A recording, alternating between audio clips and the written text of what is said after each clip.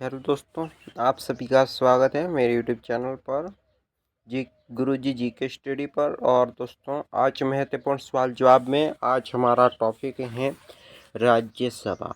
राज्यसभा के संबंधित दोस्तों जो भी सवाल जवाब आने वाले कंपटीशन एग्जाम में और पीछे गए कंपटीशन एग्जाम में पूछे जा रहे थे, उन पर चर्चा करते हैं। चलिए, प्रश्न संख्या 1 आपके लिए। कौन संसद का स्थायी एवं उच्च सदन होता है? संसद का स्थायी और उच्च सदन कौन होता है? सही जवाब आपके लिए होगा राज्यसभा। अगला सवाल है आपके लिए, राज्यसभा को स्थायी सदन कहते हैं। राज्यसभा को स्थायी सदन कहते हैं क्योंकि इसका क्या कारण है? इसे विघटित नहीं किया जा सकता, ये प्रमुख कारण है। अगला सवाल आपके लिए यहाँ से उभर कर आ रहा है कि वर्तमान में राज्यसभा के सदस्यों की अधिकतम संख्या है ना दोस्तों, वो कितनी है? तो इसके लिए आपका सही जवाब होगा 250।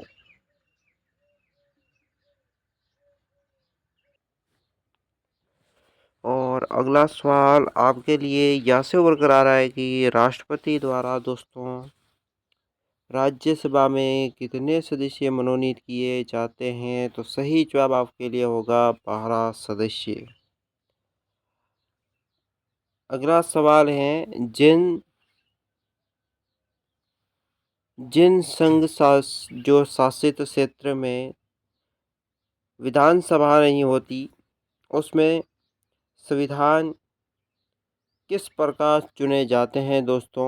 प्रतिनिधि। विधानसभा जहाँ नहीं होती, उसके प्रतिनिधि वहाँ पर किस प्रकार चुने जाते हैं? सही जवाब होगा विशेष निर्वाचन मंडल के द्वारा।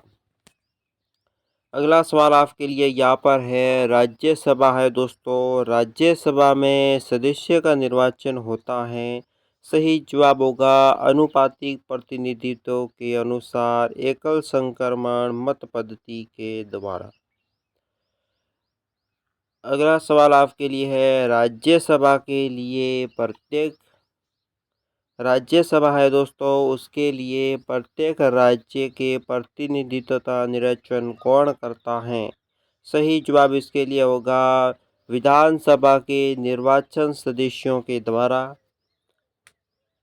राज्यसभा के प्रतिनिधित्व का निर्वाचन किया जाता है। अगला सवाल आपके लिए यहाँ से उभर कर आ रहा है कि राज्यसभा में राज्य का प्रतिनिधित्व किस प्रकार या किस बात पर निर्भर रहता है? सही जवाब होगा राज्य की जनसंख्या पर राज्यसभा के राज्यों का प्रतिनिधित्व रहता है।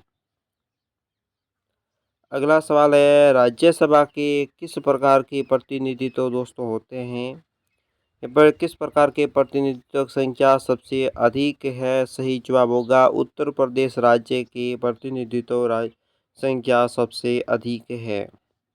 राज्यसभा के सदस्यों की न्यूनतम आयु दोस्तों कितनी होती है? सही जवाब होगा 30 वर्ष राज्यसभा के सदस्यों की न्यूनतम आयु है।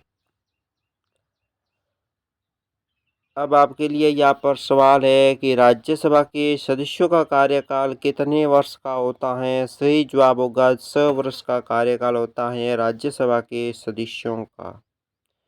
अगला आपके लिए सवाल है, लोकसभा और राज्यसभा लोकसभा और राज्यसभा में गणपूर्ति कोरम की संख्या कितनी होती है दोस्तों? कुल सदस्य संख्या का 1/10वां भाग। अगला सवाल आपके लिए यहाँ पर है, राज्यसभा के गणपूर्ति कोरम के लिए निर्धारण संख्या कितनी मानी जाती है दोस्तों? 25। अगला सवाल यहाँ पर आपके लिए है, राज्यसभा को भंग करने का अधिकार किसके पास प्राप्त होता है? तो सही जवाब होगा किसी को भी नहीं प्राप्त होता है, वो राज्यसभा को कोई भी भंग नहीं कर सकता। अगला सवाल है दोस्तों, राज्यसभा का सभापति कौन होता है दोस्तों? राज्यसभा का सभापति सिर्फ भारत का उपराष्ट्रपति ही होगा।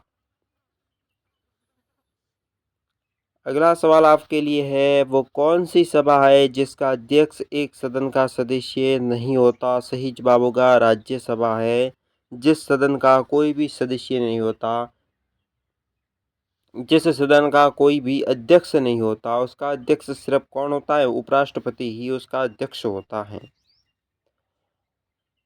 अगला सवाल आपके लिए है, राज्यसभा के सभापति का निर्वाचन कौन करता है? क्या पूछा है? सभापति का निर्वाचन पूछा है राज्यसभा का। तो सही जवाब होगा लोकसभा और राज्यसभा के सदस्य हैं तो है ना, वे ही राज्यसभा के सभापति का निर्वाचन करते हैं। अगला सवाल आपके लिए यहाँ पर शुरू कर देते हैं। यहाँ पर है आपके लिए, राज्यसभा का सभापति दोस्तों क्या होता है? राज्यसभा क्या पूछा है? सभापति पूछा है। सही जवाब होगा दोस्तों लोकसभा एवं राज्यसभा के सदस्यों की संयुक्त रूप से चुना जाता है। लोकसभा और राज्यसभा दोनों के सदस्यों द्वारा संयुक्त रूप से राज्यसभा का सभापति चुना जाता है। अब अगला सवाल आपके लिए यहाँ पर जो बार बार पूछा जाता है दोस्तों, कि लोकसभा द्वारा पारित धन विधेयक राज्यसभा को प्राप्त होने के कितने दिन के भीतर लोकसभा को वापस लौटाना होगा या लौटाना पड़ता है? क्या सवाल क्या पूछा है? सवाल क्या पूछा है? सवाल पूछा है लोकसभा में पारित हो गया क्या, पारित हो गया धन विधेयक। अब राज्यसभा है ना, उसमें धन विधेयक को दोस्तों कितने दिनों के भीतर लोकसभा में वापस लौटाना पड़ेगा? क्या करना पड़ेगा? वापस लौटाना पड़ेगा। सही जवाब इसके लिए आपके होगा 14 दिन। अब अगला सवाल देख लेते हैं। अगला सवाल क्या है? वो राज्यसभा का सभापति, क्या राज्यसभा का सभापति संसद के दोनों सदन के संयुक्त अधिवेशन की अध्यक्षता कर सकते हैं या हाँ या नहीं? क्या राज्यसभा है दोस्तों, उसका सभापति संसद के दोनों सदन की जो संयुक्त अधिवेशन की अध्यक्षता कर सकता है या नहीं? राज्यसभा का सभापति है वो दोस्तों इसकी अध्यक्षता नहीं कर सकता। अगला सवाल आपके लिए होता है यहाँ पर, राज्यसभा के द्विवार्षिक चुनाव का अधिसूचना कौन जारी करता है? राज्यसभा के द्विवार्षिक चुनाव होते हैं ना 2 वर्ष के बाद, उसकी अधिसूचना कौन जारी करेगा? चुनाव का कार्य दोस्तों निर्वाचन मंडल का होता है और उसके जो आयोग होता है ना वो दोस्तों चुनाव का अधिसूचना जारी करता है, ये ध्यान रख लेना। अगला सवाल क्या है? अगला सवाल है, राज्यसभा के सदस्यों का निर्वाचन होता है, कैसे होता है? तो दोस्तों जो राज्य हैं, राज्य के विधानसभा के निर्वाचन सदस्यों द्वारा राज्यपाल के सदस्य का निर्वाचन, राज्यसभा के सदस्य का निर्वाचन होता है। किसका सदस्य?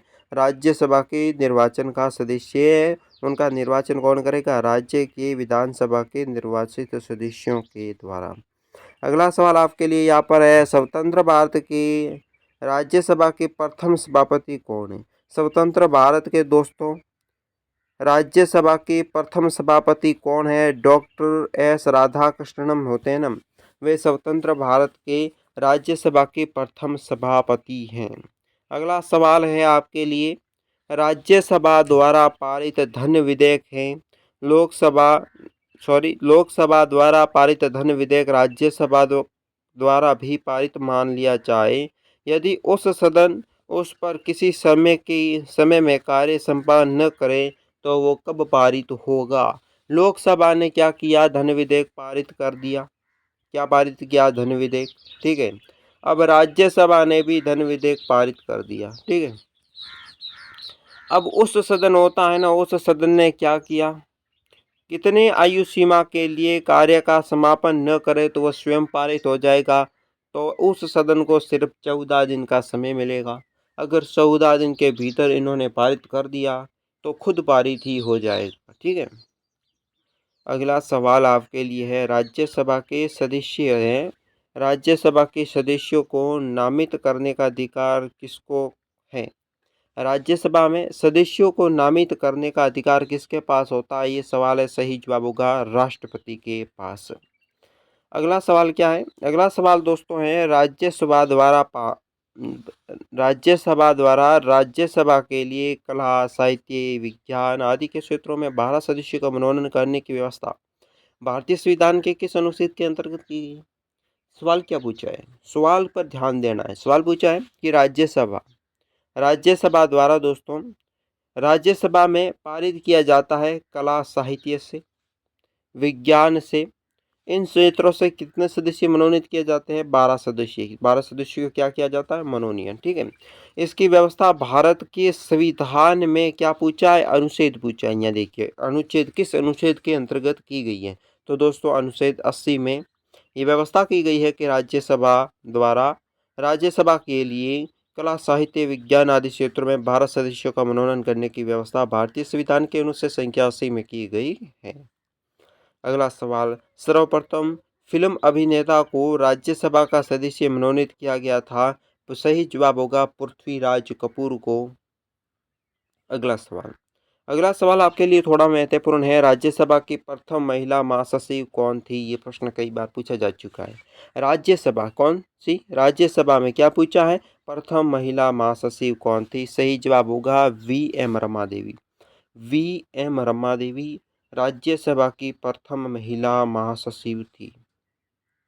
ठीक है। अगला सवाल देख लेते हैं। अगला सवाल है राज्यसभा की प्रथम बैठक हुई थी? राज्यसभा की प्रथम बैठक कब हुई थी? सही जवाब होगा 13 मई 1952 ईस्वी को राज्यसभा की प्रथम बैठक हुई थी। अगला सवाल आपके लिए यहाँ से है, वो है दोस्तों राज्यसभा के लिए नामित फिल्म अभिनेत्री कौन थी? राज्यसभा से नामित प्रथम फिल्म अभिनेत्री कौन थी? सही जवाब होगा नरगिस दत्त। नरगिस दत्त। अगला सवाल आपके लिए यहाँ पर है, राज्यसभा का सर्वप्रथम गठन कब हुआ था? दोस्तों सर्वप्रथम गठन हुआ था 3 अप्रैल 1952 को। 3 अप्रैल 1952 को। अब अगला सवाल यहाँ से आपके लिए है, संसद के किसी भी सदन को 2 सत्रों के बीच के अंतराल किससे अधिक नहीं होना चाहिए? किसमें पूछा है? संसद का पूछा है। संसद के क्या किसी भी सदन है, इसमें 2 सत्र हैं, 2 सत्रों के बीच का अंतराल कितना होना चाहिए? दोस्तों सही जवाब होगा 6 महीने का अंतराल, इससे अधिक नहीं होना चाहिए। अगला सवाल, भारत में किसकी स्वीकृति के बिना, प्रश्न क्या पूछा है कि भारत में किसकी स्वीकृति के बिना कोई भी सरकारी खर्च नहीं किया जा सकता? भारत में ऐसी किस चीज़ की, किस व्यक्तियों की स्वीकृति होने पर ही सरकारी खर्चा किया जा सकता है या उनके बिना सरकारी खर्च नहीं किया जा सकता? सही जवाब होगा संसद। अगला सवाल आपके लिए यहाँ से है, वो है दोस्तों क्या कि किसी विधानमंडल के किसी सदस्य द्वारा प्रस्तुत प्रस्ताव को जनमहत्व का अविलंब मामला बनाते हुए या अविलंब मामला मानते हुए जो चर्चा की जाती है वो क्या कहते हैं? उसे दोस्तों कहते हैं स्थगन प्रस्ताव। क्या कहते हैं? स्थगन प्रस्ताव। अगला सवाल है नहीं, बस हो गए आज के सवाल पूरे। तो दोस्तों चैनल को सब्सक्राइब करें, वीडियो को लाइक करें, दोस्तों के साथ शेयर करें और दोस्तों कमेंट करके बताएं कि आपको ये वीडियो कैसा लगा।